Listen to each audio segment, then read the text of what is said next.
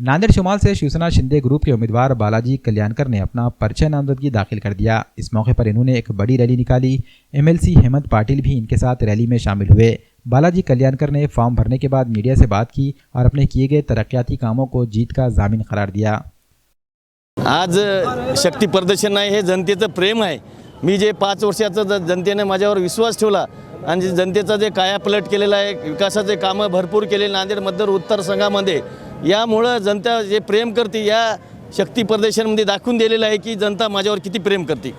बसणार का तुम्हाला? ते आताच आपले खासदार आमदार विधान परिषदचे हेमंत पाटील खासदार यांनी सांगितलेलं आहे की महाराष्ट्र राज्याचे मुख्यमंत्री एकनाथभाई शिंदे साहेब आणि फडणवीस साहेब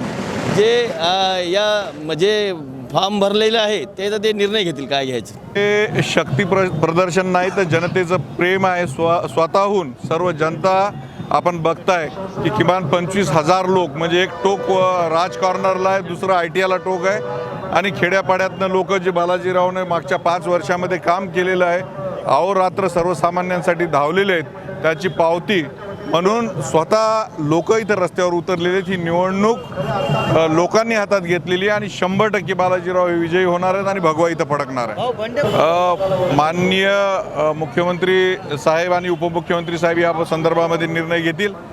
त्यांची जी काही नाराजी असेल ती येत्या 2 दिवसामध्ये आम्ही दूर करू आणि निश्चित ते सुद्धा उमेदवारी पाठीमागे घेऊन बालाजीरावांना पाठिंबा देतील।